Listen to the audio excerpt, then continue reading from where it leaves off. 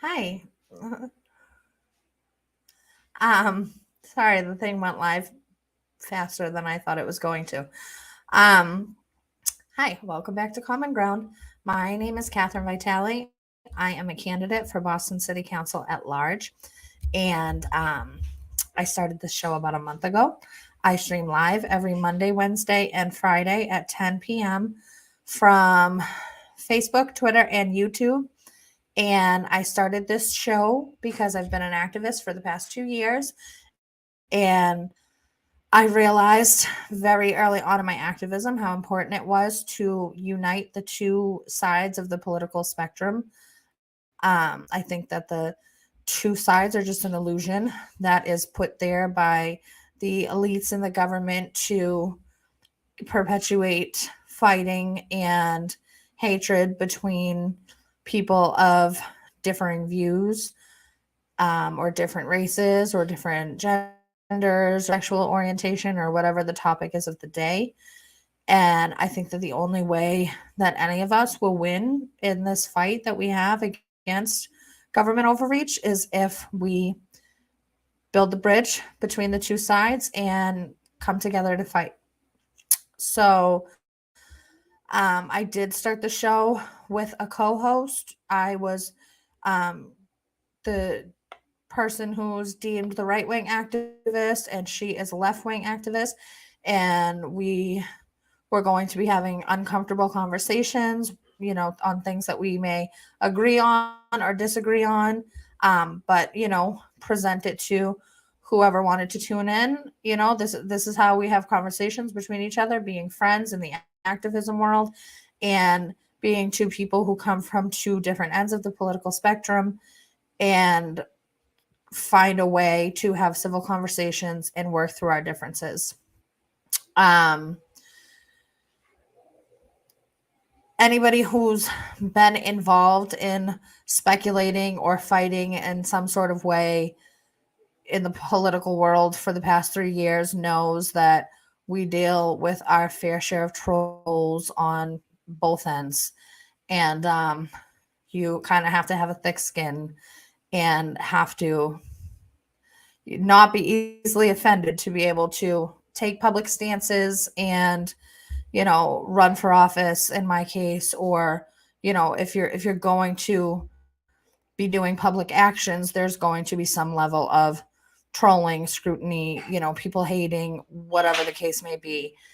And I've definitely dealt with a lot of that, especially since I took a stand for a cause that I saw worthy of somebody needing to take a stand, when a BLM activist, a local BLM activist, was being accused of something that didn't happen the way the story was being told. And he was unfairly being prosecuted when he was assaulted by somebody. They said that he did the assaulting. The person assaulted him first. And it was just a bullshit case where, people were lying. So I took a stand. I dealt with a whole bunch of bullying and scrutiny from people on the right side, and moved on. Like, kept doing my thing, did not worry about the people that wanted to hate for me taking a stand on something that was important to me to take a stand on. And since Heidi and I started this show a little over a month ago, or even before that, when we started doing more and more public action together, after knowing each other for a year and a half at this point, she was dealing with a lot of bullying on the left side. And I think that most of us know that for some reason the bullying is harsher on the left side, I feel like. If anybody disagrees, please come at me in the comments about that. But I don't see bullying and canceling on the right end of things like I do on the left. Heidi has been treated very harshly by the people on the left, the people that are supposed to be her counterparts, comrades, friends, whatever you call each other. Um, people that she did consider friends that ousted her, shunned her, made her an outcast in the activism community or whatever, said things about her that were untrue and just were very cruel and harsh to her, um, literally only because she was working with me on things that we found common ground on. So, we never claimed to agree on everything. We never claimed to, you know, I don't think we ever claimed to have changed our minds about like which side we leaned more toward, or the things that we wanted to fight for. We're just about building a bridge and standing up for what you believe is right, and finding common ground with people that you disagree with, so that you can come together and be stronger when fighting the government. Yeah, so people bully her pretty fucking bad. And at first she was handling it well. She seemed unbothered. She blocked people. She didn't even acknowledge them. And then it just doesn't end with these people. They have nothing better to do. Maybe they're paid. I have no idea. But these people just don't stop. So there was a rally that she had this week, and a friend of mine disrupted that rally a little bit, which was unplanned, unintentional. But I talked about it on my last show, but I do want to talk a little bit more about it right now, because I think that there's some points that I might have left out. People might have watched my live and said that what my friend did was ridiculous or uncalled for, or that I said Heidi was looking at it from a lens of like I set her up, or like I intentionally had somebody else disrupt so that I could say it wasn't me. Not the case. But I did not stop the disruption right away when it started, because for one, I don't like to police people. I don't like to try to act like I'm somebody's boss or like I have control over people. That's not my style. I believe in the First Amendment and free speech and the Constitution and all that. So, it's never my like go-to thing to police people. So, my friend was saying whatever she was saying on the megaphone. At first, she wasn't even really being disruptive. She was kind of far away from the bandstand where the speakers were speaking at the rally. And if you were up near the bandstand, you couldn't even hear her way back there. But the reason why I didn't initially object to her using the megaphone and being a little disruptive was because not long after I got to the rally, when I was standing there by myself, my friend wasn't even with me at that moment.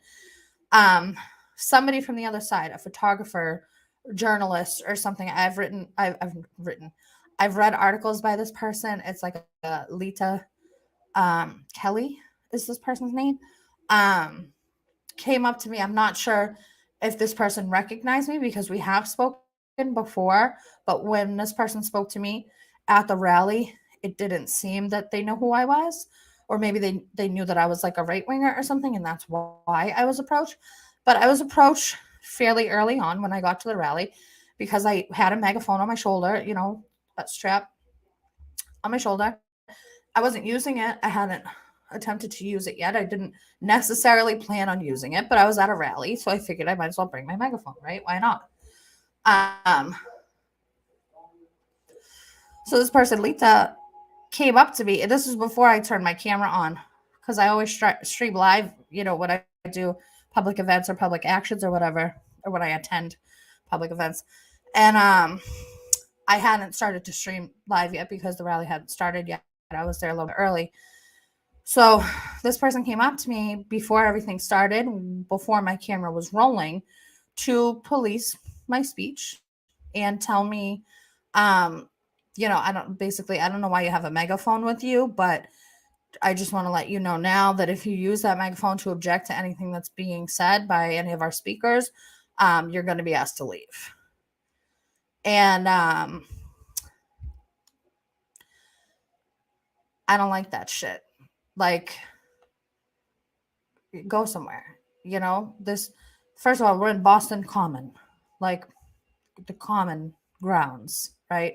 This is where people come to be free, to have, public affairs, public events, public conversations, speaking events, things like that. This is where the people assemble, Boston Commons. So right away, I was rubbed the wrong way because I'm like, first of all, I'm pretty sure this person knows who I am. Like, we've had conversation before, and this person was not an asshole. I don't understand why they're being an asshole now. And it was very like condescending and matter of fact, like, you're not going to object our speakers. And in my mind, I'm like, well, first of all, wasn't it like some of these same people back in 2021 because the reasoning was we have a permit for the bandstand. So like, this is our event. Nobody's going to disrupt it. Right. And, I have my opinions on the whole getting a permit, because if you're activists, and you're about human rights and all of these things, why are you asking for fucking permission to hold a rally in a public space? Doesn't that like defeat the whole like standing your ground, standing for your rights shit? I don't understand. Like, I don't get permits. I'm not asking the city for fucking permission to speak to the public. It's my right. It's everybody's right. You don't ask for a fucking permit. Like, what kind of like fighters, activists are you asking for permission to speak to the public? It's ridiculous. So, I have my feelings on the permit shit, but that was the reasoning. Like, we have a permit, so you can't disrupt, or you need to leave this public space. And wasn't it some of you same people that when Super Happy Fun America Core had a permit back in November 2021, came and disrupted and actually completely drowned out and got their entire event canceled? Like, so you think that you should have the right to disrupt a permitted event in a public space, but other people shouldn't? Like, if you're fighting for rights, fight for rights. Don't fucking trample on other people's rights. It's ridiculous. It's fucking pathetic. It's sad. It's just fucking stupid, And so, whatever, and that made me feel inclined to want to do some type of disruption, because then I'm like, fuck that. I came here, there are some people who recognize me who, like, there aren't, I don't think, really many other activists that look like me. So, kind of hard to miss. And people know who I am. And so why, I kind of feel like maybe this was done on purpose. Maybe it was done to provoke me. Maybe it was done to, get me to react in a way that would incline Heidi to feel like I was intentionally trying to ruin an event that she had helped to work on or organize or whatever. Who knows? Maybe that's what it was. Maybe it was intentional. Maybe it worked. I mean, at the end of the day, Heidi told me to fuck off. So I guess congratulations. Heidi has no backbone, and your bullying got her to stand down. So great for you. You guys are a bunch of fucking bullies. Be proud of yourselves, I guess. You completely bullied somebody into choosing not to do something that they feel passionate about doing. Congratulations. And I think I'm probably going to bring this up again. Maybe that's all I have to say for tonight. No, the show's not about the Heidi thing. I just had another couple details that I wanted to talk about, and I'm probably gonna, hit on it here or there, eventually, just because the whole thing is so fucking ridiculous. But moving on. So tonight, I do have a couple other things to talk about. I kind of figured out some like interesting information about the Boston City Council races today, that I wanted to kind of share and get hopefully some other opinions on, or maybe get the conversation going about the Boston City Council races that just kind of started yesterday, because yesterday was the day that we were able to start collecting signatures. So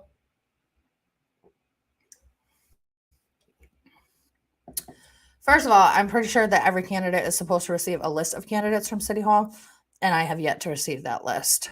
So that's a side note. But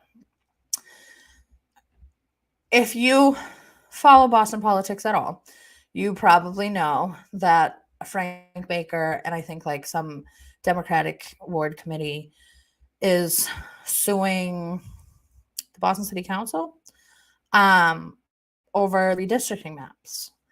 That redistricting is done every 10 years, where they have to like go based off of like the population, the census data, and all that, and move around the districting lines if necessary to, I guess, equal them out. So like, I guess one of the biggest districts that was going to be altered was District 3, which is Frank Baker's district. So if you've been following any part of the Boston City Council for the past 2 years, then, or year, I guess, then you know that Frank Baker is the only one that has kind of stood his ground against Wu and the other, um, you know, race baiters or panderers of the city council. And, he has unapologetically stuck his neck out for the people in some cases, not all, not as many as we would have liked him to, but he has more than others, more than everybody else. He voted no on the picketing ordinance that directly, was written to ban myself and the other people that I was protesting with from protesting in front of Michelle Wu's house. And him and Aaron Murphy were the ones to, hold the first in-person hearing back at City Hall after the shutdowns. And him and Aaron Murphy continue to be like the better voices of the people, for lack of better wording, maybe. Although Aaron Murphy, I think that she could be a lot more effective and powerful if she spoke up more. I don't think that she says enough, or, is doing as much as she could be doing. But yeah, Frank Baker and Aaron Murphy have been the ones that have actually defended the people and not made things about, race or sexual orientation or gender or, anything like the rest of these people do. So Frank Baker's district, District 3, was the big deal when it came to redistricting. What a coincidence, right? The one which they and he is a Democrat, but they consider him the most conservative leaning, him and Aaron, conservative leaning counselors on the Boston City Council. And it's just a crazy coincidence, right? That when redistricting happens, it's Frank Baker's district that is going to be altered in the most effective ways to work against him, right? So there's a lawsuit. Who knows what will come of that? Probably nothing, because the courts are corrupt. The government's corrupt. We're never going to win in the courtrooms, right? So, the lawsuit will do whatever the lawsuit will do. And Frank Baker's district as of now is altered to reflect, well, I mean, all the districts are altered to reflect the new maps, but I don't know how much change was done in other districts. I just know that Frank Baker's district was the most affected. So, you know, in the meantime, Frank announced last week that he is not running for reelection. I think that they said that it would be his 7th term. So he has done 6 terms, 6 2-year terms on the Boston City Council, I think, that I just read earlier. And he's not running for reelection. I heard that it's because his family is done. They don't want him to be in politics anymore. That's speculation. I don't know if that's true or not. That's just what I heard. And he didn't give any hint that he would be running for any other office. I didn't hear any inclination from people that might know that he might be running for any other office. So it doesn't seem so. It seems like he's officially just like throwing his hat in and being done. And, there's speculation about that being because he knows that he's going to get the boot anyway, or he can't stand up against the rest of them. Because obvious reasons, there's 12 other ones, and Aaron is usually like the only one on his side. Sometimes Michael Faraday, sometimes Ed Flynn, but they're probably on their way out too, I would assume.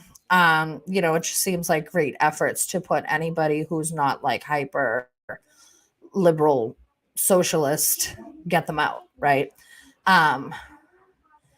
And notice how I don't make it about race, because I could say get the white people out, but that would be stupid to say, because there's still Kenzie Bach and Liz Braden, and they are hyper liberal. I don't know if they identify as socialist, but that's what they seem to me. Fucking pushing jabs and Green New Deal, climate crisis bullshit. So they're on their side. So it's okay to be white as long as you agree with them. But if you're white and you have more like conservative values or anything like that. And Kenzie Bach's going to BHA. That's true too. She's leaving. She must have done something great. But yeah, so there's a push to get all 4 of them out, but Frank Baker the most, because he's the most outspoken, right? And what do they do to you if you speak out? They silence you in every fucking way possible that they can, right? This is why I have been arrested 3 times, right? So Shannon's been arrested twice and Sean's been arrested 3 times, because you're not allowed to disagree. You're not allowed to speak out in opposition of the powerful queen and her little minions, right? You're not allowed to disagree. You will get silenced. You will get stomped on. You will get labeled racist, white supremacist, fucking anti-vaxxer. Like, that's a bad thing, but I think that's a good thing anyway. You'll get labeled all of these stupid fucking things with no proof behind them that you are what they say you are. But, that's what they make you if you disagree with them, right? And anybody who still supports any of these people, please fucking look at the bigger picture. Like, I don't care if you have personal relationships with these people. They're fucking sellouts. They are part of the crew now. There's no turning back from that. These people are not for us. They are not for Bostonians. They are not for poor people. They are not for families prospering in Boston. They are for the elites and the people who keep them working within the machine. Okay. So to back any of them at this point, besides Aaron, is just fucking stupid, I think. But anyway, back to Frank Baker's district. District 3, the most affected by the redistricting, right? I read an article by the Dorchester Report today that listed like 4 or 5 different people that are considering a run for District 3. I think possibly the only one that is actually actively in the race right now is Joel Richards. Joel Richards. I heard about him, I feel like maybe a month or so ago, maybe even longer than that. So he's been planning this run for a while, it seems. When I went out to collect signatures yesterday, I was met by somebody collecting for him as well. And I got a flyer, which actually I left it in my car. I kind of wish I had it on me right now. But I got a flyer. Let's talk about Joel Richards for a minute. I'm going to pull up his website. Hold on one second.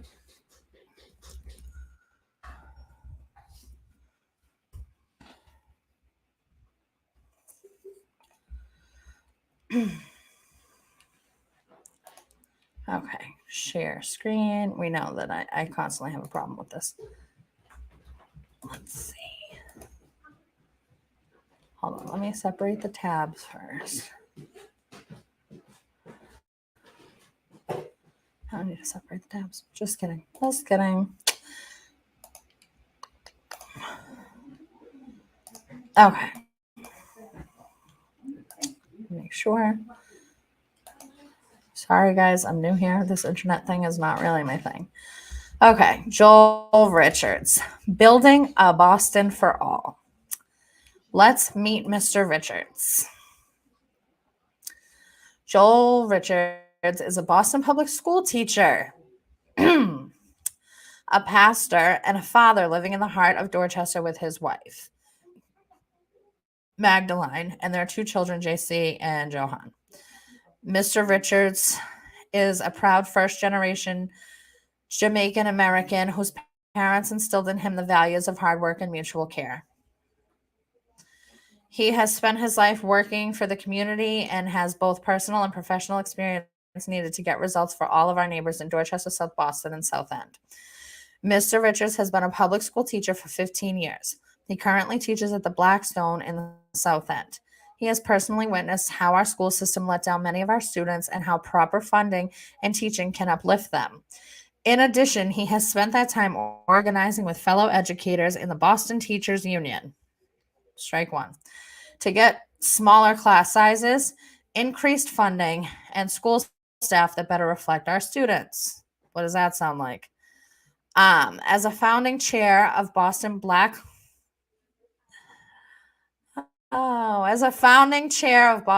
Lives Matter at school, he pushed for restorative justice in our schools and was able to successfully work with the district to get a social worker placed in every school.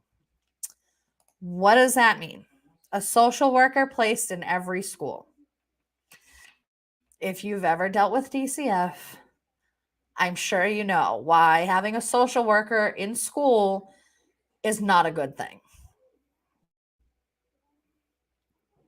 Yeah, okay, so Lynn says that was strike two. More funding is not what's needed. I agree. So strike one is that, I mean, I personally at this point would say that he's a teacher in Boston Public Schools, but I'll be fair and say that, people become teachers for good reasons. So we'll give him a pass on that one and hope that being a teacher is a good thing in this case, right? But then, working with Boston Teachers Union, which on everything I see about him, it has the little Boston Teachers Union thing that backs him. Okay, right. And then strike two is needing more funding. We don't need more funding. Shannon says, aren't we the second highest funded state for education, second to Connecticut? Hold on one second. Sorry. Ooh.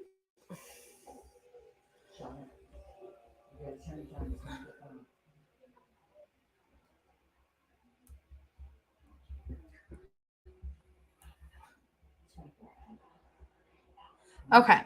So, yeah, being with the teachers union and funding, okay, red flags. Now, strike three, founding chair of Boston Black Lives Matter at school. We know where that leads, right? As a community advocate, Mr. Richards is a board member. Excuse me, of Little Saigon.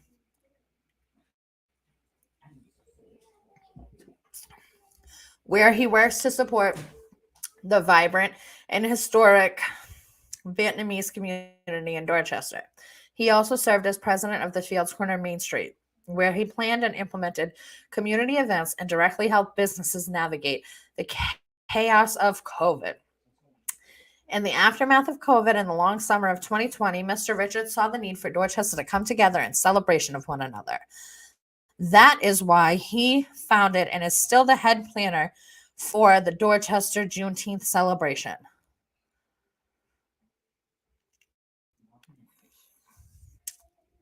In celebration for Dorchester to come together in celebration of one another equals Juneteenth. I don't see the correlation, but okay. Mr. Richards is also a pastor where he delivers sermons across Boston, preaching on the need to bridge divides and return to values of unity and justice. At his home church of Charles River, he is proud to have mentored many youth and continues to assist in building the church. Okay, so he's also a pastor. Mr. Richards has dedicated his life to the community, from the classroom to the pews to the students, to the streets.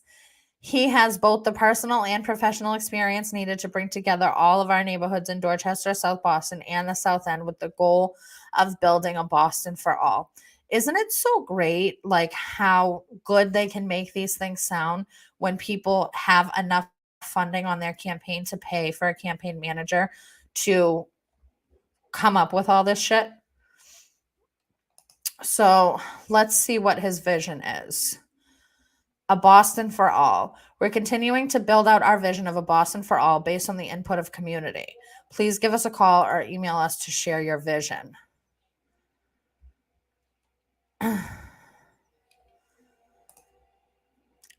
Great public schools for all. As the Boston Public Schools teacher and father of 2 BPS students, I see the importance of investing in high quality and equitable public education. Unfortunately, this investment is not happening for all students within the Boston Public School system. As a member of the Boston Teachers Union and co-chair of Black Lives Matter at School, I have advocated for a budget that will help our city's youth gain access to an education that can prepare them for their future. As city councilor, I will work with my union, community groups, parents, and students to demand a budget that brings opportunity to all students. Our schools deserve funding that we are capable of providing, and all our students deserve a quality education in modern schools. Affordable housing for all. Boston has become one of the most expensive and unaffordable cities in America, leading to far too many of our neighbors being displaced and pushed out of the city they love. As a longtime renter and current homeowner, I see the very real housing affordability challenges we have in District 3. I have seen families with deep roots in Dorchester, South Boston, and the South End leave because both rent and the price to buy a home have soared beyond affordability. This issue will not be solved by one person alone, which is why, as city councilor, I will work with all levels of government, businesses, unions, tenant organizations, and nonprofits alike to address rent affordability. Government, businesses, unions, tenant organizations, and nonprofits. I'm sorry, they must have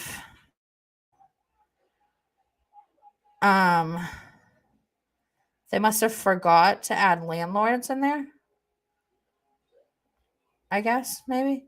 We need to add our supply of affordable units responsibly, protect tenants, and ensure we maintain the culture that makes Boston a desirable city for people of all income levels to work in. Again, they didn't say anything about landlords. That's weird.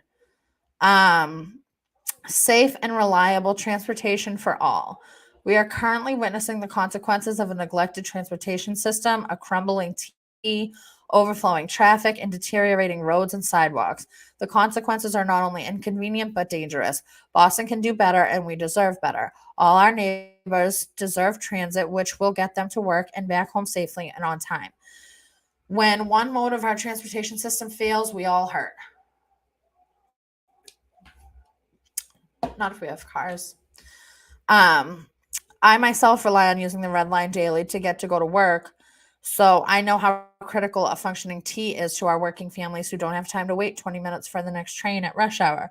Well, maybe if we didn't have so many bike lanes and turn only lanes and congestion in the streets, then more people would want to have cars. They make it very undesirable to have a car in the city on purpose.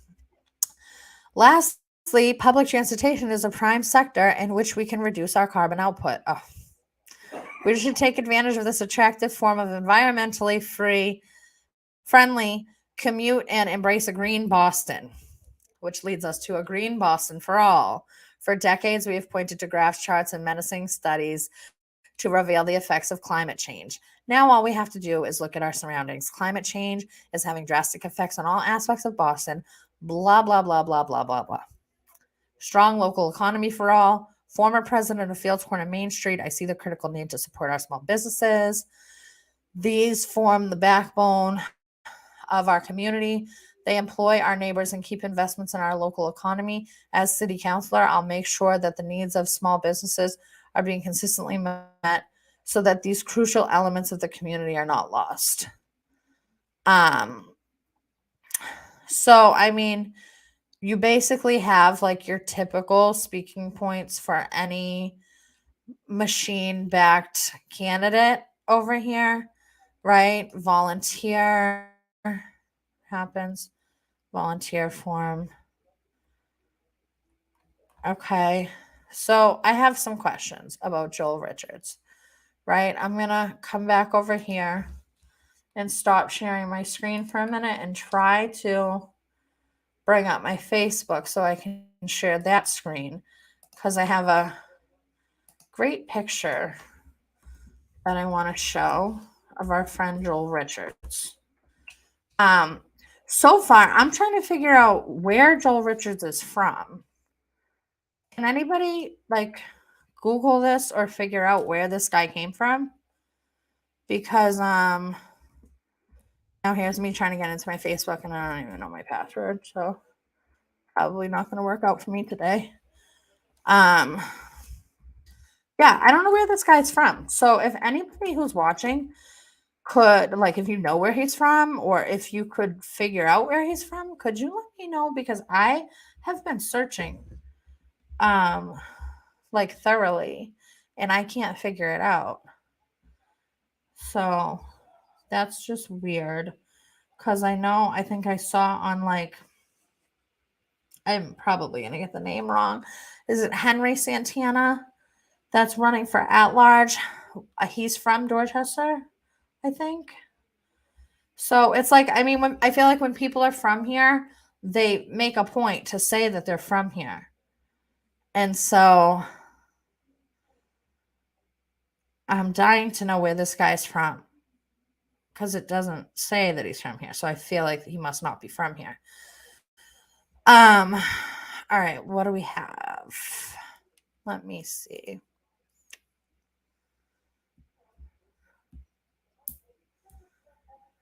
So I saw on his flyer, I'm going to have to look at his Twitter too, because on his flyer, it said that he was going to, do what he's doing without. Oh, you know what? I have a picture of his flyer. I'll just read it because I have a physical copy that I got yesterday. But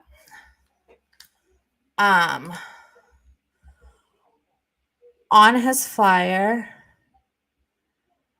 it says he'll fight for high quality education, safe, properly staffed transportation, lower the cost of housing, blah, blah, blah.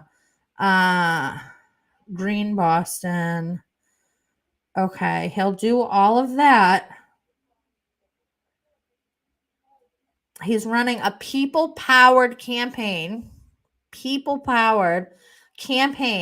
that he's taking to every corner of District 3, from Dorchester to South Boston to the South End. And he's doing it all without taking a dime of developer or corporate PAC money. Okay, so maybe he's not taking corporate PAC money. Maybe he's not taking developer money. But please hold. First of all, if you look this guy up on Instagram and probably Twitter, Facebook, wherever he has profiles, he is already followed by Michelle Wu. So, red flag. And some city councilors. So that shows that he likely has support there from those people, right? The people that he's basically auditioning to work with, right? Then we have right, exactly, Shannon. He just dropped in here from outer space, and he's backed by the Democratic Socialist Party, and he's from wherever he says he's from, right? These people just pop up out of nowhere. Does anybody that grew up in Dorchester know this guy? Please let me know. Now I'm going to share this other picture over here.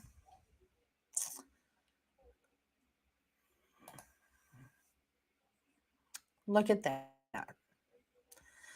So he's in with Ayanna Pressley, backed by the Democratic Socialist Party. Are you guys taking notes, especially you guys in District 3 that are going to be voting? Please share this amongst your Savin Hill, Southeast, South End, Fields Corner, whatever this new District 3 is. A picture says 1,000 words, right? Here he is with Ayanna Pressley. Who else is friends with Ayanna Pressley? Right? And then we have, what else did I want to look at? We can continue to look at that one. Well, I can do it on the same tab.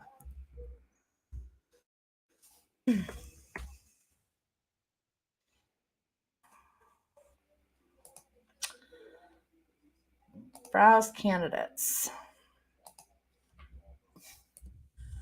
Joel Richards. Mm-mm.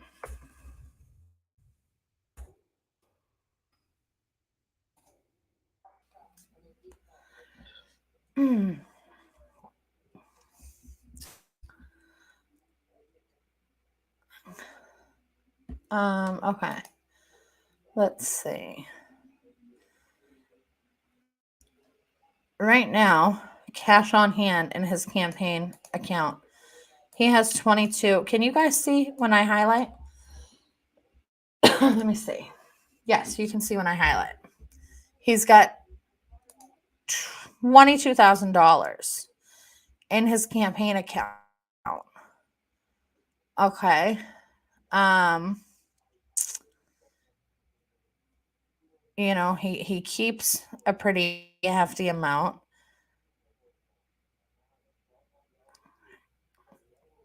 Then, this goes back to 2021.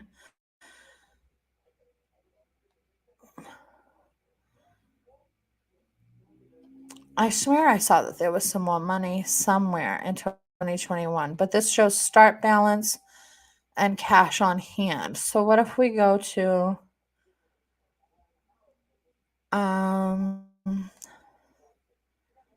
August of 2021?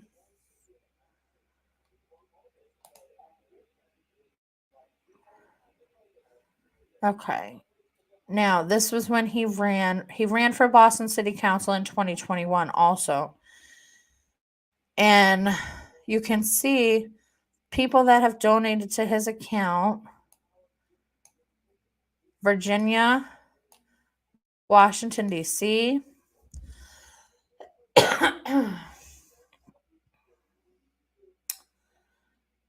Maryland, Pennsylvania, Maryland, Texas, Chicago, Maryland, New York, Illinois, New Jersey, Chicago, Alabama, Maine, Michigan, Minnesota, New York, Georgia, Iowa, California, Hollywood, California, San Francisco, California, Austin, Texas, Brooklyn, New York, Nebraska, New Hampshire, California, Texas. Okay. I don't think that I need to keep going. There's, tons of small donations given by individuals from literally all over the country, all different types of people, all different types of professions. Montana, Georgia, literally Kansas, Wichita, Kansas, Washington, Louisiana. Okay, I literally, there might actually be multiple donations from every single state. Florida, Pennsylvania. The list just goes on and on and on, right? And that's only 1 month in 2021. Okay, so I'm not gonna continue to dig through all of these files. And this is the campaign account, so this is obviously public information. We learned that from our troll friends, right? So this guy's not gonna, campaign and run with any corporate money. He's not going to be backed by any big political action committees, right? Or any developers. But where are all these individuals from across the entire country coming from? Why are they backing your Boston City Council race? How does this affect them? Why, what's going on here? When, I don't care what you say, when you have donations coming in like that from all over the country, you're backed by the machine. When you're taking pictures with Ayanna Pressley and you're followed on social media by the likes of Michelle Wu, probably Ayanna Pressley, the Boston City Councilors, you're backed by the machine, dude. You're not don't you fucking dare say that this is a people-powered fucking campaign where you're not, taking all kinds of money in and make it sound like this is some grassroots thing and you're doing it with no big backing and no big money, and this is the kind of wording, this tricky wording where they make it sound real good to the airheads reading it that are going to vote for him by saying that he's not going to take this kind of money, but he is taking, big machine money from elsewhere, being disguised as not big machine money, right? So that's Joel Richards, So, I only have 6 viewers right now. They're probably all from Facebook, maybe one from YouTube. But people, share these fucking videos. Make posts about this. We need somebody else to step up and run for District 3. Okay, I'm not running in District 3. That's not my race. He's not my opponent. I'm running for Boston City Council at large. So, this has nothing to do with my campaign or my run for City Council. But District 3 was Frank Baker's district. Frank Baker's not running. This guy seems to be a shoo-in because he's already fucking friends with everybody at City Hall. He's already got the money. He's got $22,000 in his account. And it looks like he pays his campaign manager $4,000 a month. Okay? So he's got all these nice flyers and he's got all these nice materials. They're probably paying their volunteers to collect signatures. He had something like 80 volunteers door knocking because he only needs 200 signatures. You only need 200 signatures for a district. So you got to go door knocking if you're running for a district. And in that case, I'm sure, with the Democratic Party, they have specific houses to go knock doors of people who are voting. So it's not like they're just go randomly knocking doors to talk to people. They get a list, they get phone numbers, they get contacts of the people that will be voting for him. So it's not hard for any of these machine-backed people to go get 200 signatures within their district. Okay, this guy's in. There's no question about that. He's the next District 3 city councilor, unless we get somebody with some balls to step up and take a stand and have a voice for the fucking people. Dorchester, South Boston, South End. Like, what are we doing? We're going to go from Frank Baker to this fucking guy? We don't even know where he's from. We don't even know where he's from. No idea. I've literally scoured the internet. Okay. I do admit I'm not great at research. Research is not my strong suit. But myself and others have been looking, for a decent amount of time today. And I can't find where this guy's from. Please put it in the comments if you can figure out where this guy's from. We don't know. So that's what I have to say about fucking Joel Richards. He's a plant, just like Michelle Wu, just like Ayanna Pressley. These people have no fucking rhyme or reason as to how they ended up in Boston, why they I mean, we know why, but from a logical, simple-minded point of view, no logical reason why they're in Boston, fucking up our city. Okay? And this redistricting shit, first of all, there's census workers from fucking 2020 who were trying to demand some kind of recount or whatever, audit or whatever on the census because they don't think that the information was entered correctly or they don't think that the procedure or whatever was done properly. I mean, these are speculations. I don't know. I'm not a retainer of, facts that don't really pertain to something I'm specifically doing in the moment. So please, don't take my word for it on anything. Please go look it up yourself. But, there were people who did census work in 2020 that were asking for work to be redone or rechecked or whatever the fuck. And the census is what we base the districts off of. Okay. And not to mention the fact that come full circle here. When the people making the contracts with the developers, putting up these high-rise fucking buildings with hundreds or thousands of units in these buildings, squeezing people in, more and more and more, thousands and thousands of units all across the city. They put them where they want to put them. When a big lot stays empty until a specific election cycle, they control that shit. When all of these units come into a specific district at a specific time, they control that shit. They control the results of the census in many different ways. There's so many factors that play into this. So if you think for 1 second that they can't control the voter base, the districts, it's just there's a count and then we go off of the count. No, they control all of it.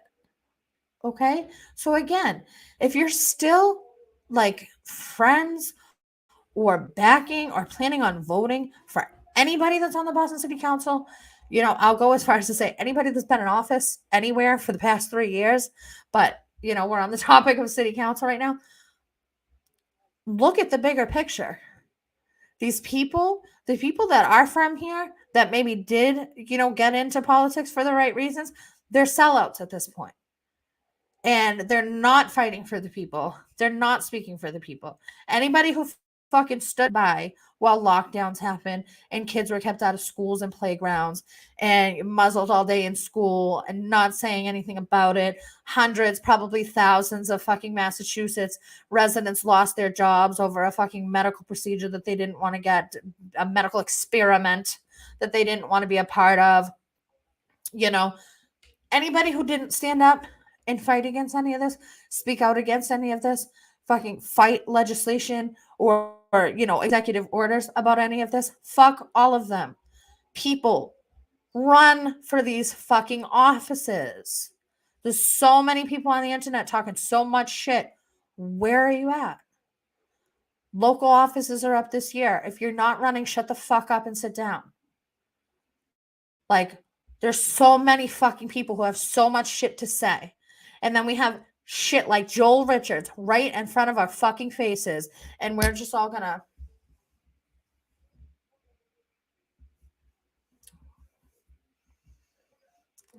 sit here and wait and watch it happen. September and November will come and go. And, come January, February, March, when new policies are being implemented, new pointless, stupid ass, fucking expensive ass committees are started in City Hall. And there's a fucking liaison here and a liaison there and a committee there and a committee there and fucking blackmail enhancement over here and fucking all of this stupid shit that taxpayer money is being wasted on. For what? Because none of these people do fucking anything. And then you have hundreds of people over on Mass and Cass that literally don't have a pot to piss in. Literally. And now don't even have a tent to fucking have any privacy because the city just went and stole their fucking shit. Hundreds of people, literally hours after this clean sweep that supposedly happened on Monday, I drove through there. There were at least 200 people, probably more. I couldn't even drive down the street. I had to sit and wait for people to make a way for me to drive down the street. All these people on Mass and Cass, no fucking solutions, no suggestions of any solutions other than to just give them free housing and not make them fucking stay clean to have this free housing. Nothing like that.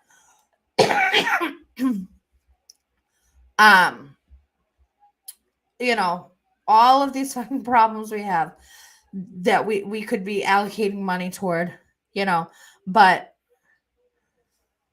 instead we're creating these stupid, pointless fucking programs in City Hall. I don't know what the fuck they're doing. I don't know, I see Joa DePina covering, being the fucking news and covering fucking crime scenes better than the mainstream media or the local media. Joa DePina's first on scene, which you don't see the mayor or the police commissioner ever on any fucking scene, and then you see Domingos DeRosa and the people with S.E. Roxbury and, the people advocating for Mass and Cass being our news sources of what's going on down there because the local media doesn't cover the truth. So we have to rely on these citizen journalists and people who are actually active in their own communities to relay the news to us because we're not getting it from the media. We were getting a little bit from Sean Cotter, but then he sold out to the Boston Globe. We can't get the truth from anybody but ourselves. We have to be our own media. And, being our own media is such a fucking job that nobody wants to run for office because they're too busy advocating for their community already and being the media that who has time or money to run for office, and if you can't be controlled and you can't be tamed, then the machine's not going to back you. So you don't have a chance of getting in anyway. And instead of the people coming together, finding common ground, left and right unite, all of that shit, we want to fucking bicker about stupid little differences that we have with each other that don't even matter, and then you have people who are outside of Boston who complain that Boston is the problem, but don't want to come into Boston to fucking help us build up candidates or anything like that. You have fucking GOP who didn't do shit under Jim Lyons, probably still won't do shit under this new chair, and, worried more about running a Republican against a rhino and who's a rhino and what's a rhino and all that shit instead of filling vacancies on state committees and building Republican committees. But all of these people that are in these positions are fucking rich. All of these people that are telling you how you should be fighting and how we need to stand up and fight and we need to do this and we need to do that, they're paid. They're rich. They have money. They're living in the suburbs. None of this shit affects them. You follow the GOP. You participate in your committee meetings and you do what you're told and you are polite and respectful of politics and protocol and how things processes and how things are supposed to work. You don't like the protesting at the mayor's house. You don't like, people getting arrested to prove a point. You don't like whatever the fuck. Stay with the GOP, who's doing a whole bunch of nothing, but they got a whole bunch of fucking money. Nobody from the GOP fucking steps foot into Boston. Boston, I don't know how many wards are in Boston, but there's definitely not a Republican committee for all those wards. Like, everybody wants to complain. My whole fucking Facebook news feed, Twitter, all of these fucking millions of group chats that people are in. Just group chats that literally have 200 people in them. Complain. Joe Biden this, Joe Biden that, Tucker Carlson this, fucking Dr. Fauci that. Dude, what? Like, where were you during fucking Shame on Wu? Where were you during Rapist Arroyo? Where were you during fucking any of the situations that needed attention from all of you freedom fighters? Where is everybody? I don't know. Freedom fighters on the left side and the right side. Like, everybody's being shit on. If you are not part of the elite, you're being shit on. It doesn't matter what your fucking political views are. We're all oppressed. Get over it. It doesn't matter what your fucking skin color is. It doesn't matter what your political views are. It doesn't matter what your sexual orientation is, your gender. It doesn't fucking matter. We are all the 99%. We're the ones that are being oppressed. We're the ones that shit on. So, yeah, who doesn't give a crap? Who? The politicians? We know that. This call is to the people who are on the internet day in and day out complaining about all this shit. I'm telling you right now, share this fucking video to people, or even not even the video. Share the fucking information that I just gave to you, whether you're in Boston or not. Help me get this information to the people of fucking Savin Hill, Fields Corner, Little Saigon, Fields Corner, Main Streets, South End. This guy is a part of the machine. I don't care if you are a Democrat, a socialist, whatever the fuck. This guy's backed by the machine.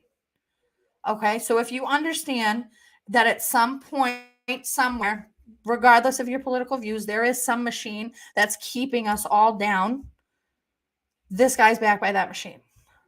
Okay, and there's probably more. This is just the only one that I caught my eye so far. But just like we got Michelle Wu in, this guy's here the same exact fucking way. Just like we got Ayanna Pressley, this guy's here the same way. We have 20 fucking days. Less than that. Wait, what's today? Today's the 3rd. Okay, we have like 19 days to find somebody else. Find somebody else. Or help somebody else. I mean, there's 3 of us over here. Me, Padma, Sean. We don't have much help. If you're outside of Boston, come in and fucking help, because we can use it. Get off of the fucking internet and come help people. Because what happens in Boston is going to happen in the rest of the fucking state. And what happens in Boston is going to continue to be complained about by everybody else in the state.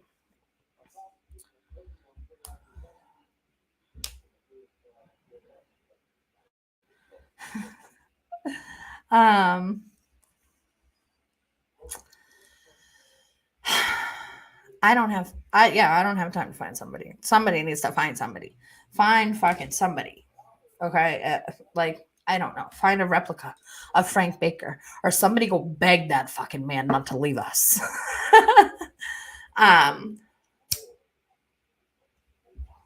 not only that, even if Frank Baker did run, his voter base is probably shot to shit. So you would have to go and convince the voters anyway. Somebody go do that work, please, because my plate is full. But we need to save Boston, and we can't do it one district at a time. Like, we need more hands in. Fucking step up, people. Seriously.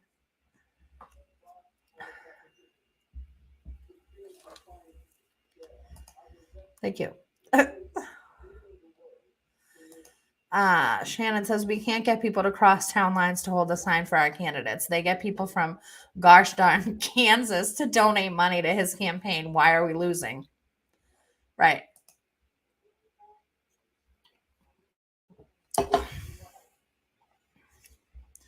It's insane. Please. Like, if you're still thinking that the GOP or the Republicans are gonna fucking save you, you're the problem. You're a big part of the problem.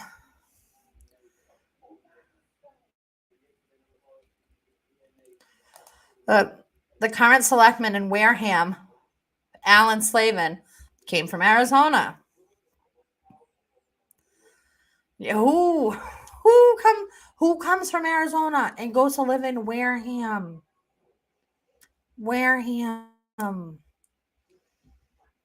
Wareham's fucking weird.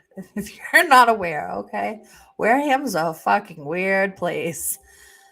I don't think that people just randomly end up in Wareham. It's a very fucking specific place to end up in, okay? You don't just get there by accident.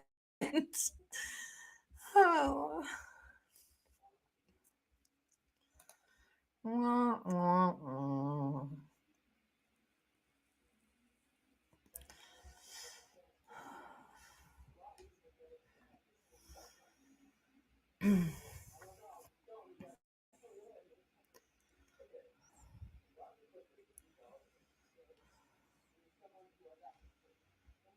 Yeah, Wu is allegedly from Chicago. Sources say that she's from Chicago, and so is Ayanna Pressley, and so is our medical professional that Boston gets all of its medical advice from, Dr. Bisola Ojikutu, who I posted the video of myself confronting 2 weeks ago. She's also from Chicago.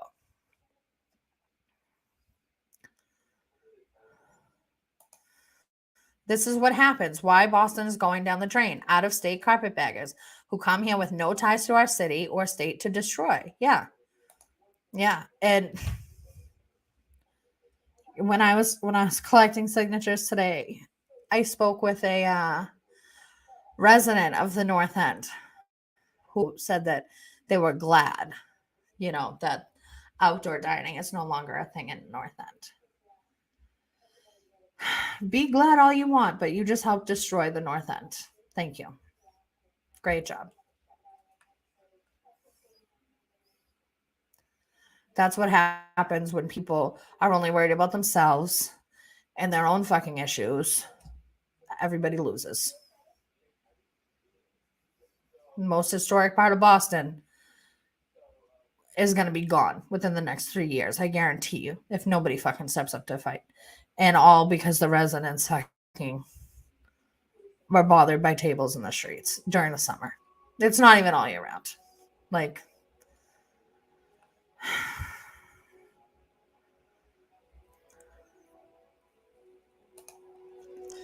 yeah. So honestly, like Joel Richards, I don't care if you're not in Boston. Fucking help us figure it out. Like, solve the fucking mystery. And where did this guy come from? Why is he here? Did he also go to WEF? Yeah. Boston strong.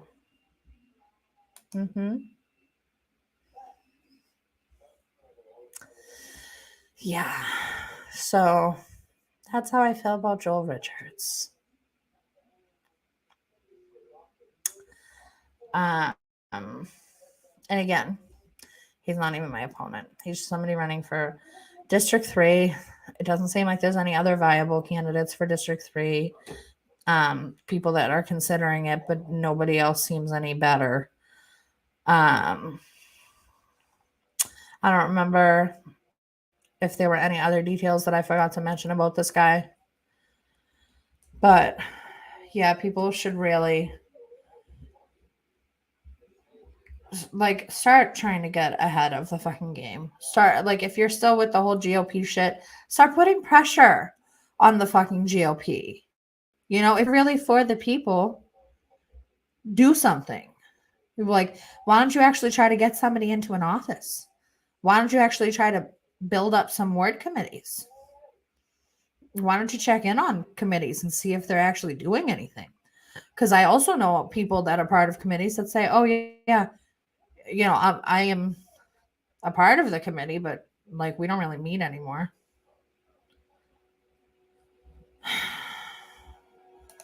I don't know how old Joe Riches is. Sorry, maybe you could figure that out.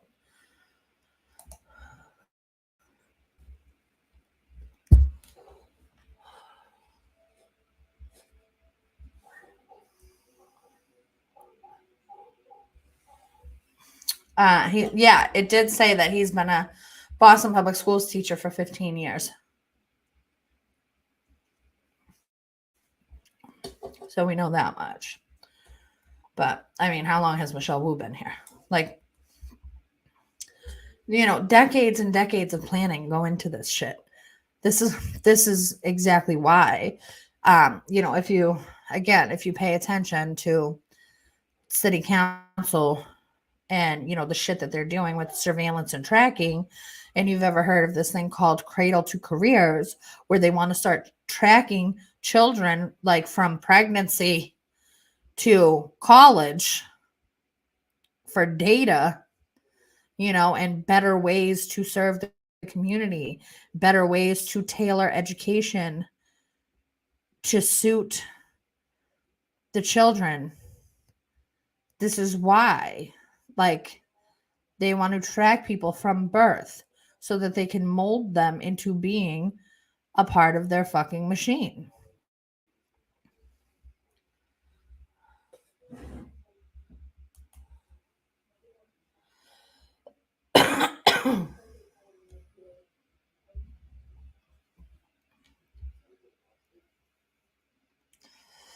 Okay, so he's had 8 years of Boston Public Schools.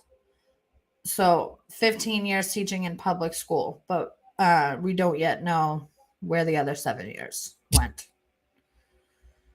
We don't know where this guy came from. I mean,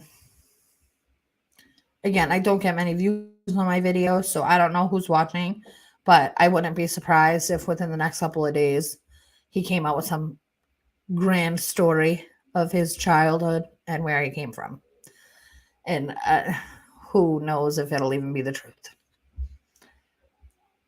You know, especially if he says that he's from Dorchester or he says that he's from fucking Boston, because the people fucking mention this shit. Hold on, let me just look up something else real quick before I leave you. Hold on.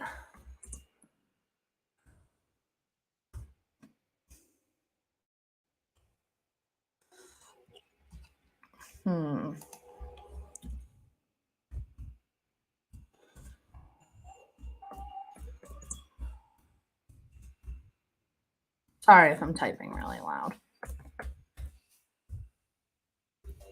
Some people like that sound.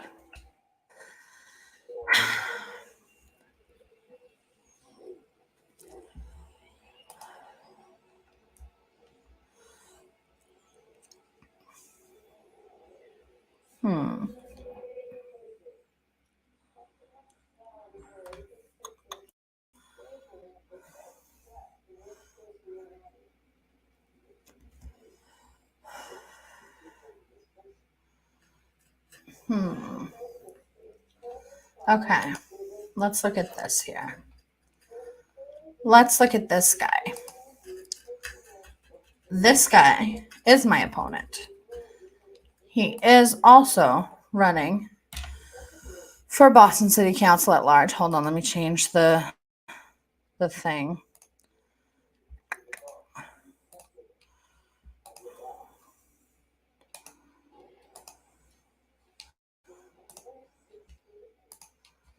Okay. Henry Santana, a familiar face around City Hall, makes bid for city councilor at large. Santana, 27, who serves as the city's director of Office of Civic Organizing, was born in Bani, Dominican Republic. He immigrated to the U.S. with his family at age 3 and moved into public housing in the Alice Taylor Boston Housing Authority apartments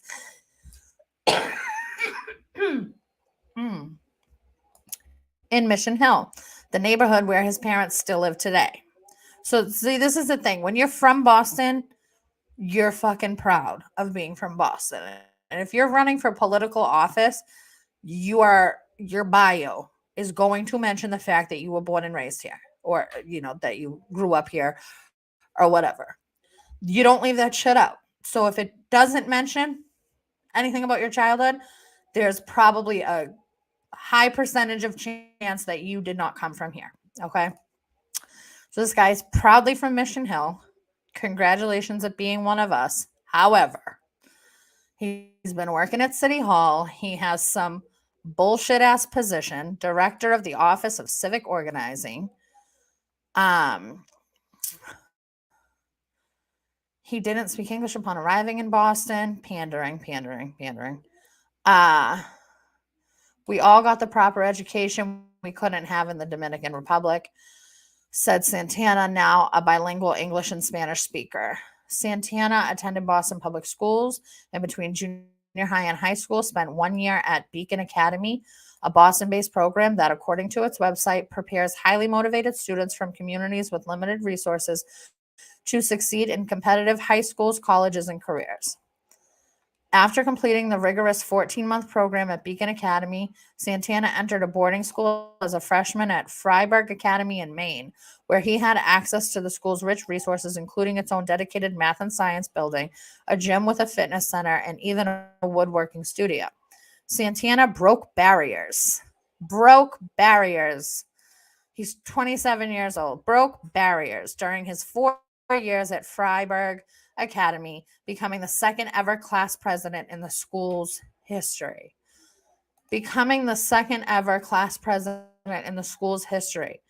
But you know what? Actually, kudos to them for not having to mention his race when making that statement, though.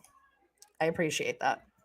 During high school, Santana returned to Boston in the summers and worked as a junior counselor for the Mission Hill Summer Program, which he first attended as a 7-year-old camper. He remained with the program during summers in college as well, eventually becoming a senior counselor and program director. Spending time in Maine and then coming back to Boston and serving in the Mission Hill Summer Program, I really saw the lack of resources that youth in Boston really had access to, said Santana, and that really motivated me to start serving my community. Upon graduating from Fryeburg Academy, Santana returned to the Boston area to attend LaSalle University in Newton, where he originally planned to pursue a degree in education. I really thought I wanted to be an educator, he said. I thought I wanted to be a teacher or a principal one day. While attending college, however, Santana said he quickly came to realization that it was local and state government who has access to making decisions. He subsequently changed his academic focus to majoring in history with a minor in political science. Weeks after graduating from LaSalle University, Santana visited Beacon Academy, where he struck up a conversation with one of program's directors. He mentioned to her that he hoped to get involved in politics. By chance, this connection was a relative of Kenzie Bok's. What a coincidence. And put Santana in touch with the future District 8 city councilor as Bok was embarking on her maiden campaign for office. While he would eventually join Bok's campaign, Santana said he first decided to do his due diligence by acquainting himself with all the candidates in the 5-way race. They were running to represent the neighborhood I grew up in, so I wanted to make sure I was basically engaged and educated, and that I was aligned with the candidates and their ideas and priorities. Santana got to know Bok better over the course of that summer, and by its end, she had offered him the position as her campaign's field director. After Bach proceeded to win the election as the top vote getter in all the neighborhoods, she would come to represent, she offered Santana the role as her office's director of operations and Mission Hill and Fenway liaison. Councillor Bach was sworn in January of 2020, and 2 months later, the pandemic struck. We really had to buckle down with constituent services and make sure the most vulnerable people in the district were protected and connected to our office, because we were a new office and we wanted to make sure that the whole district knew we were available to them. We saw firsthand the challenges that families and residents, especially vulnerable residents, were experiencing, and we tried to do our best to connect residents with the resources they need.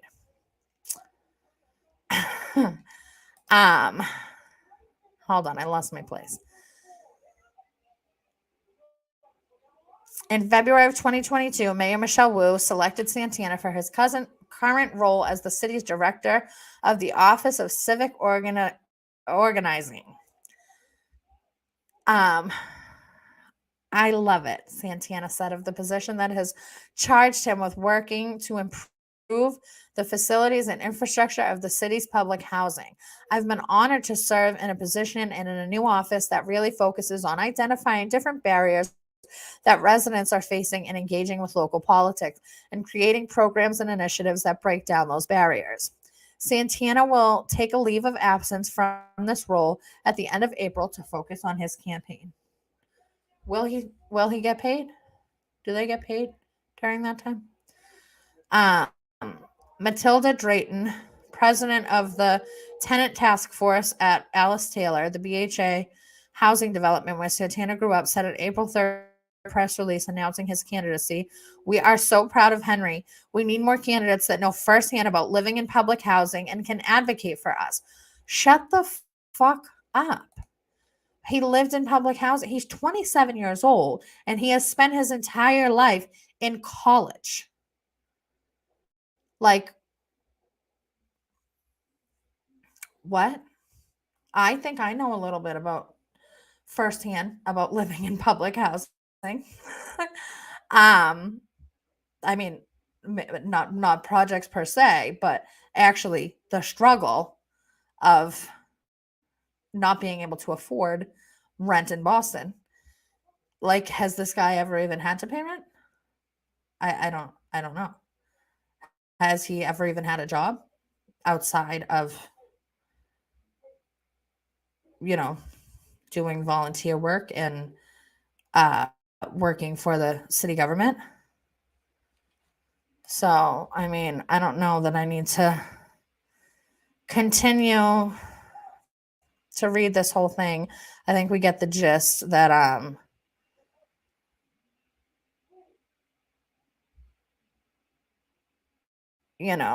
he is from here, but he is very much a part of the machine, very much.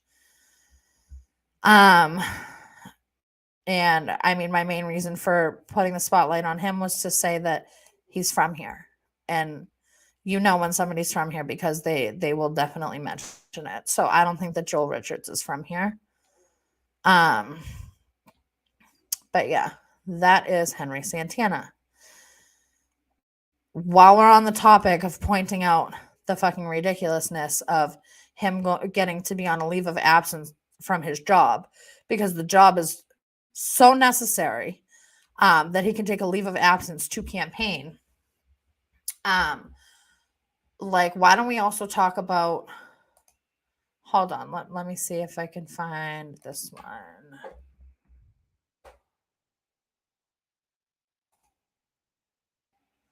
Another one of my opponents. I'm not good at navigating social media on a laptop. How do you look at stories? Maybe reels? No. Well, maybe I can't look at it. Oh, view story. Oh, please hold. No, pause. Pause. Hold on a second. Okay, now let me share this screen.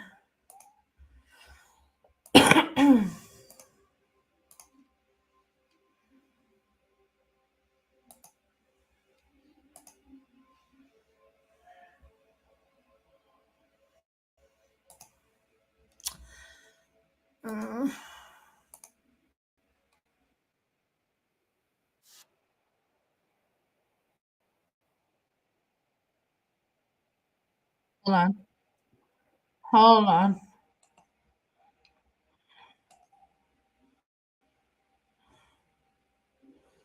Hold on 1 second.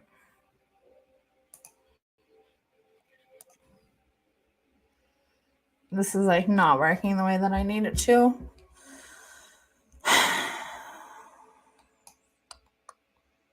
Oh, okay. This is stories. I thought it was showing my messages. Never mind. I can see stories.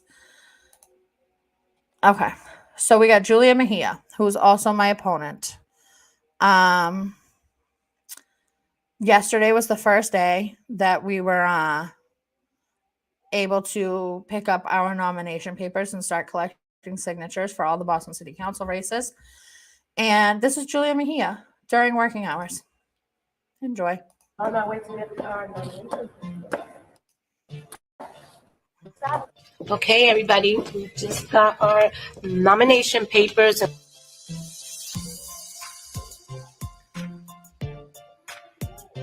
I'm out in these streets. We're collecting signatures, so I hope that you're out and about.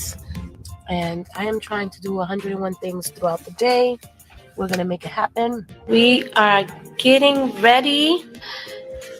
Our little mini activation to get people ready to get on the ballot, y'all. Okay, my love. So, see you Saturday. Okay, thank you. Bye. Bye. Go ahead, take the call.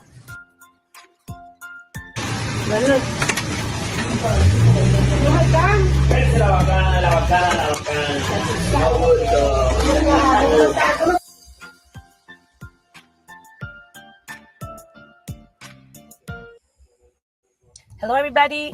It is day 2 of signature collection. But today I have a busy day. I have city council business, events, and commitments that I have already committed myself to. Unfortunately, I've discovered that one of my sheets still had a few more signatures before it was complete. So I'm going to try to get it in before I get to the office. And it is not easy juggling all of this, y'all. Being a single mom, working, campaigning. But you know what? I love my job and I want to keep doing it.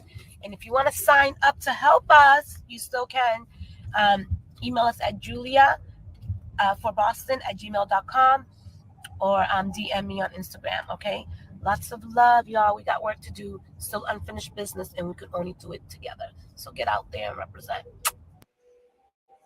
This campaign is about showing that people matter. That we're not going to be disregarded or disrespected anymore. And that's why this campaign, this election is not about me. It is about we. Okay?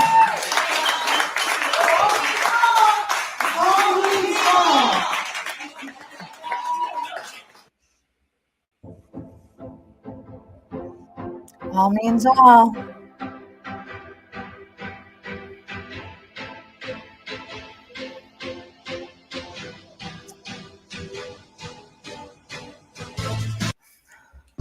Guys, believe it or not, we were able to get the, I think it was 15 more signatures that we needed. And we did it in less than 20 minutes, y'all. So listen, it is easy to collect signatures.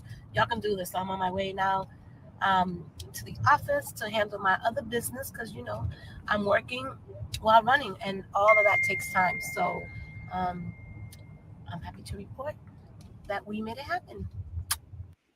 Y yo digo eso porque nosotros hemos durado demasiado tiempo con representación.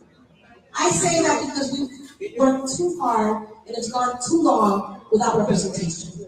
And running for the first time, I set out to do one thing, and that was to change the conversation.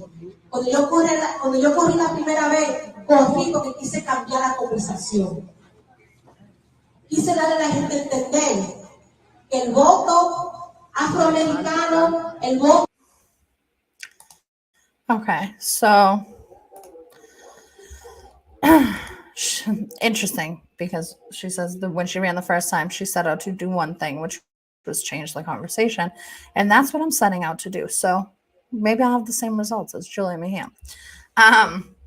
But yeah, so yesterday, 9 a.m., she's downstairs at the elections office. For anybody who doesn't know, if you're not in Boston or if you don't pay attention to the Boston City Council is a full-time 9 to 5 job. They get paid, I want to say around $103,000 a year, I think is. This is their full-time job. This is not like, the selectmen or city councilors or, whatever else other positions they have in other municipalities. Our city council, all 13 of them, are paid over $100,000 a year to work this full-time job. So why is she working on campaigning during work hours? I'm sure she's not the only one.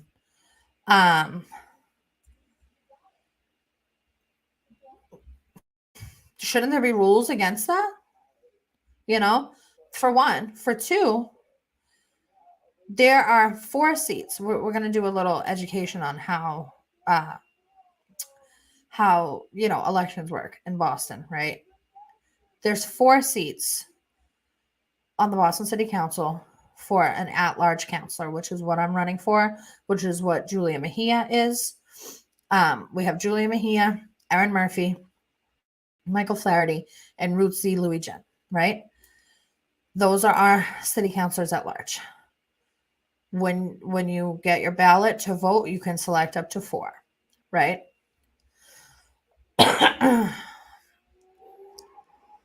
When you are signing signature nomination papers, as a voter, you get up to 4 candidates to sign for, right? So, and parties don't matter. This is a nonpartisan race. So anybody can sign for anybody, regardless of party affiliation. But you can sign for up to 4 people in this race for the at-large race, right? So it's basically first come, first serve.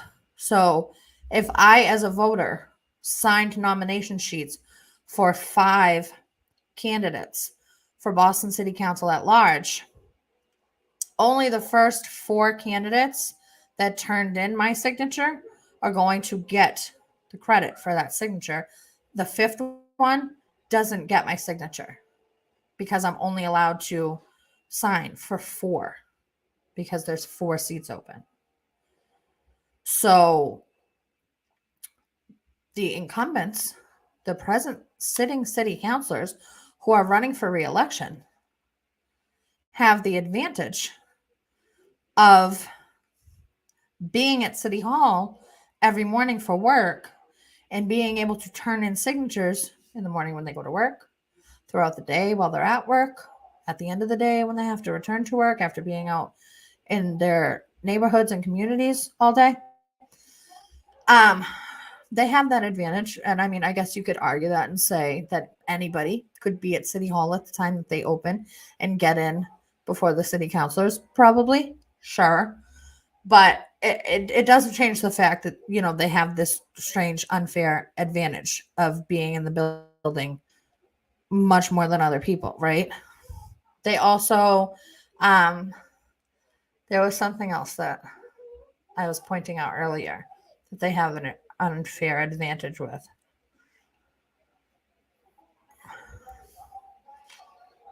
I mean, we could talk about the money. We can always talk about the money. There should never be, nobody should ever have an unfair advantage for running for public office anywhere, ever in a free country, in a constitutional republic. You will not hear me call our government a democracy because that's not what it is. It's a constitutional republic. I pledge allegiance to the flag of the United States of America and to the republic for which it stands. There should never be an unfair advantage due to money or current position or political status. Everybody should have the equal opportunity to run for public office. I shouldn't have less of a chance of winning an election because you have more money than me. I shouldn't have less of a chance of winning an election because you have a better starting point than I do. What can be done about this? I don't know. Does a Boston City Councilor have to be a full-time job? How much are they doing? Are they hours of work or more every week? I mean, when's the last time anybody asked these questions or did an audit on? I mean, do we have audits on what's going on in City Hall? I don't know. If somebody does know, let me know. I'm wondering, genuinely, are there audits of anything happening at City Hall?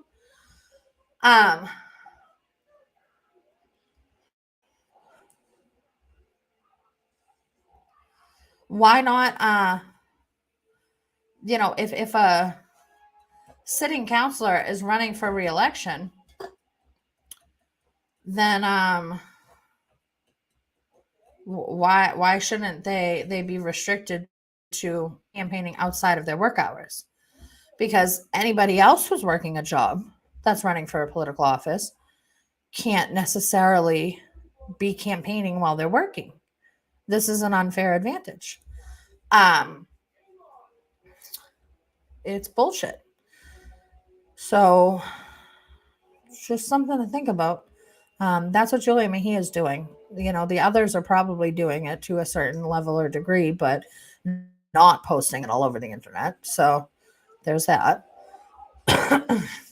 But yeah, I think that we were able to raise some pretty good points about what's going on with the city council and the races that just started yesterday, even though, these people with their unfair advantages already have, they're paid volunteers, they're paid campaign managers, there are tons and tons of materials, flyers and banners and posters, signs all over the city.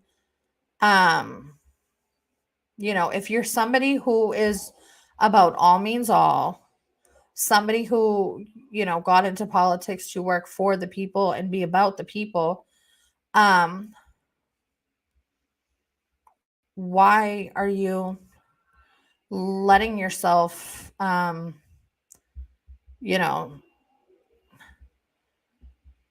like, what's the word I'm looking for? Like, soak in your privilege of already being in the position and already having money than the average person, basically. Somebody who is not a politician, somebody who's not a career politician, somebody who's not a lawyer. Like, where is there room for a regular ass grassroots campaign in the city of Boston when everybody else is backed, pushed, funded, and staffed by the machine? There's no room for somebody like me, somebody like Sean Nelson, somebody like Padma Scott, people that don't want to take ridiculous amounts of campaign funding to spend on ridiculous amounts of campaign materials and paying people to volunteer. Not that I don't think that people's time shouldn't be paid for, but I'm saying some people don't have the means. Some people, or a lot of people, don't have the means. A lot of people don't have the connections and the resources to be able to attain this type of funding. And I would think that the average person doesn't have connections all over the country to garner donations. I would think that possibly, when people are getting into politics because they actually want to be a positive change for the people in their communities, that they're not doing it to become some like national superstar or, famous public figure. They're not doing it to put the spotlight on them or to, build a brand on their name, I would think that people might want to go into politics because they actually want to make positive change. And somebody who doesn't really care to have national recognition or garner donations from all across the country is at an unfair disadvantage. And I'll end it out by saying that all of us, regardless of your political views, regardless of your social stances or whatever, at the end of the day, we're all at an unfair disadvantage in every situation because we keep letting people like this walk all over us and do whatever they want to do. And all we're doing about it is complaining in group chats and posting memes. So, I mean, if you want to be somebody, if you want to go somewhere, you better wake up and pay attention. You got to look at what's happening directly in front of you. Like, we fucked up with Michelle Wu. We fucked up with Michelle Wu. So many people were so mesmerized by their thin blue fucking line and backing the blue blindly all the way that they were tricked into voting for Anissa Essabi George, who didn't have a fucking chance. And we got stuck with Wu. Okay? There was one candidate who said that they would not enforce jab verification in the city, and we screwed ourselves out of getting that candidate because we didn't pay attention to the important things. We paid attention to what the media and our leaders told us to pay attention to.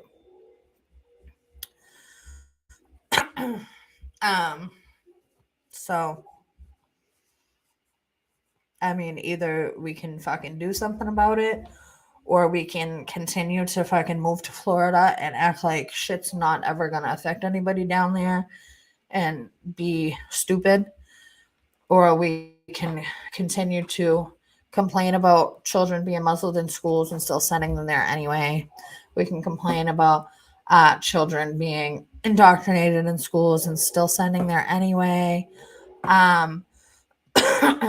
We can complain about Boston voters putting the likes of Michelle Wu in power and continue to not do anything about it and continue to watch the birthplace of freedom go to shit. And I mean, that's it. So hopefully somebody got something out of the things that I talked about tonight.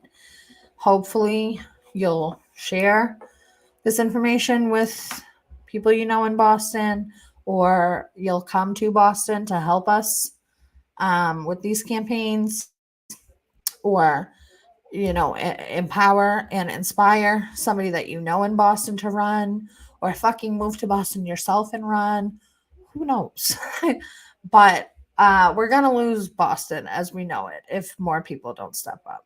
So if you got nothing else from this 2-hour long show, hopefully that makes sense.